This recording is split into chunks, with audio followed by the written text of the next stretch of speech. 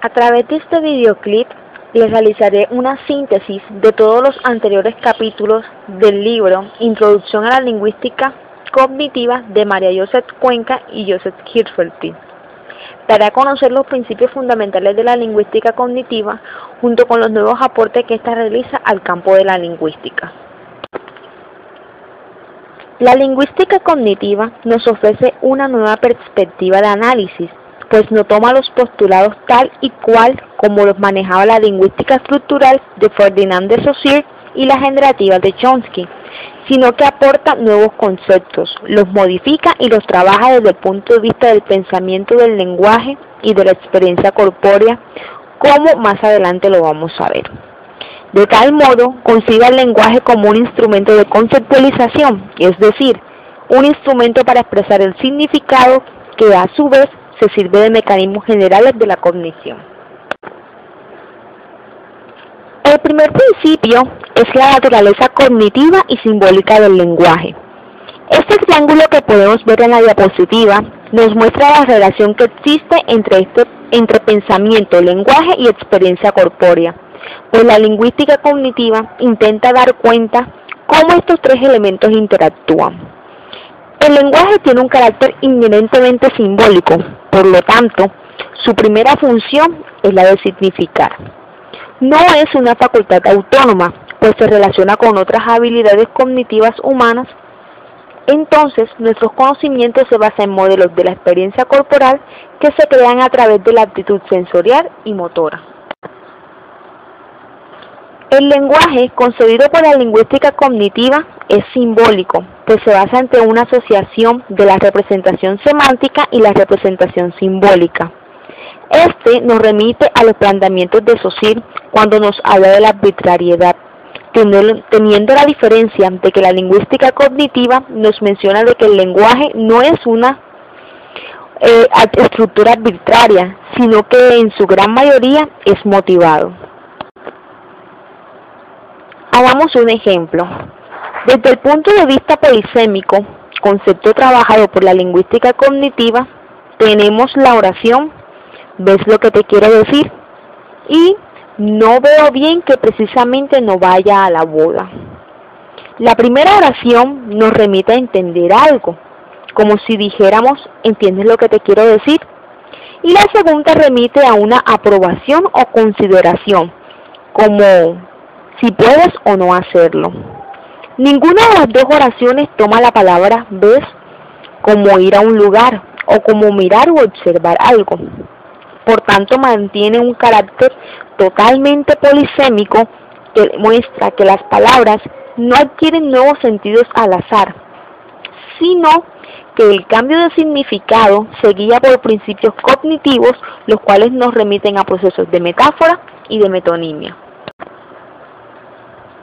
El segundo principio fundamental de la lingüística cognitiva es la interrelación de la semántica y la pragmática. La gramática es concebida por la lingüística cognitiva como un conjunto de unidades simbólicas que a su vez se definen como instrumentos para expresar ideas en formas lingüísticas, de tal forma que mantiene el significado como un punto de partida y llegada de la investigación. Es por ello que no solo se habla de lingüística cognitiva, sino también de semántica cognitiva.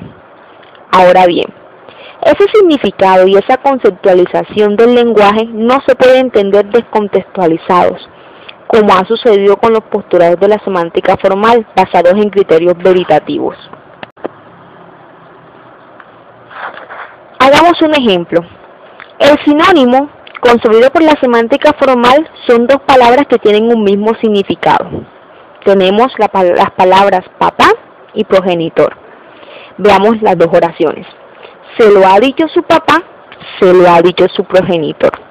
La primera oración se puede entender en un sentido literal, pero la segunda ya tiene un tono mucho más irónico. Se lo ha dicho su progenitor, como para dar cuenta de no querer decir papá o llamarlo simplemente como aquella persona que lo engendró, más no que lo crió, como nos lo afirma el texto.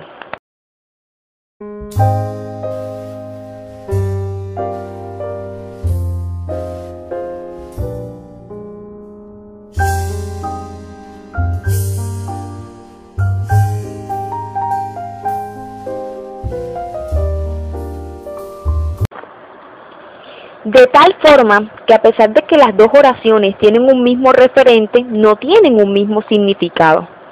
Estas expresiones adquieren su sentido dentro del contexto y asimismo su significado. Entonces, el significado no se puede analizar a partir de rasgos aislados, sino que se entiende en relación a un modelo cognitivo, pues este manifiesta cualidades gestálticas y no es una mera gama de significados distribuidos en partes. El significado, por lo tanto, es inseparable del marco que le da sentido, en el cual nace nuestro conocimiento enciclopédico. Asimismo, tenemos que la situación comunicativa y el propio texto, entiéndase esto como la emisión que se realiza, son elementos fundamentales de la contextualización. No existe diferencia categórica entre el significado literal y el figurado. Recordemos, todo significado adquiere su sentido en el contexto donde se emite. El tercer principio es la relación entre los componentes de la gramática. Los postulados estructuralistas y generativistas fundamentan la autonomía del lenguaje y la centralidad de la sintaxis. Estos mantenían a la sintaxis como una entidad autónoma donde su naturaleza semántica era individual y las oraciones podían diferenciarse por su forma gramatical.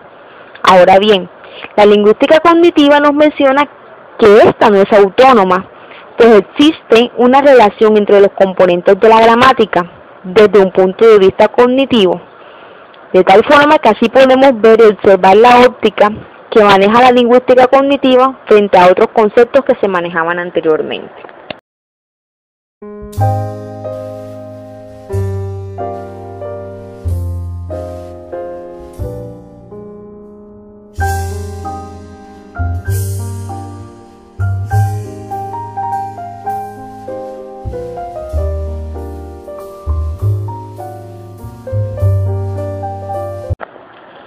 Entonces, tenemos a la gramática como una unidad simbólica estructurada, la cual está mediada por dos polos.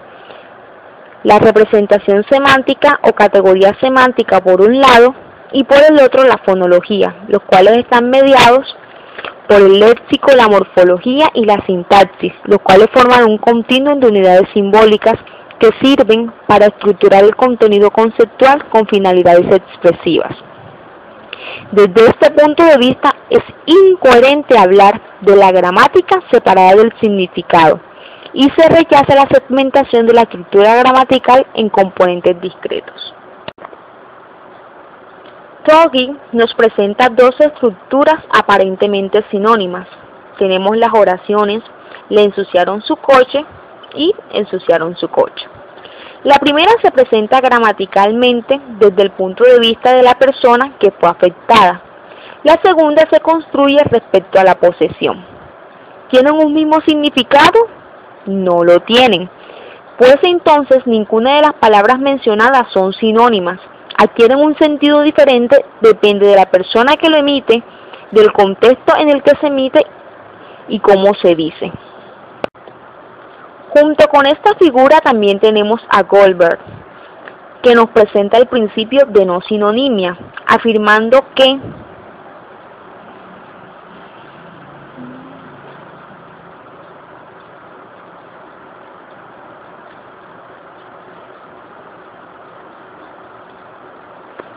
entonces no existen palabras sinónimas absolutas, sino que éstas adquieren su sentido dentro del contexto. Por ello nos menciona dos colarios.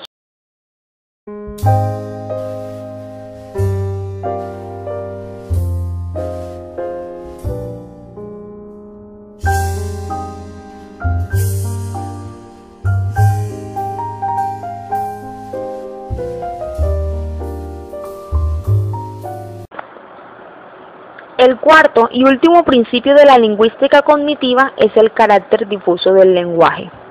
Y esto nos remite a todo lo que hemos mencionado anteriormente. El hecho de que existe una relación entre la semántica y la pragmática, de que el lenguaje tenga una naturaleza simbólica cognitiva, de que la gramática relacione todos sus componentes. Todo esto nos lleva inmediatamente a que el lenguaje no se puede distinguir, no se puede estudiar de una forma aislada, y me refiero a todos los niveles que maneja la lengua.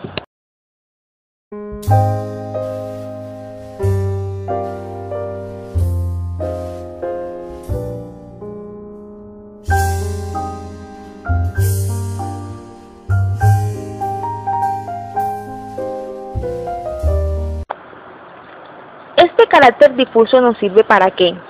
Para permitir un acercamiento a los aspectos no discretos del lenguaje, pues la lingüística cognitiva no se centra solo en una dicotomía como gramatical a gramatical, sino que permite ver que todos los miembros de una categoría sean igualmente representativos, y por lo tanto explica que los miembros tanto prototípicos como los periféricos y no los excluye en ninguna forma. Bueno, con todo esto podemos concluir que la lingüística cognitiva es una perspectiva de análisis que nos lleva mucho más allá de una forma taxativa que nos deja en una forma literal.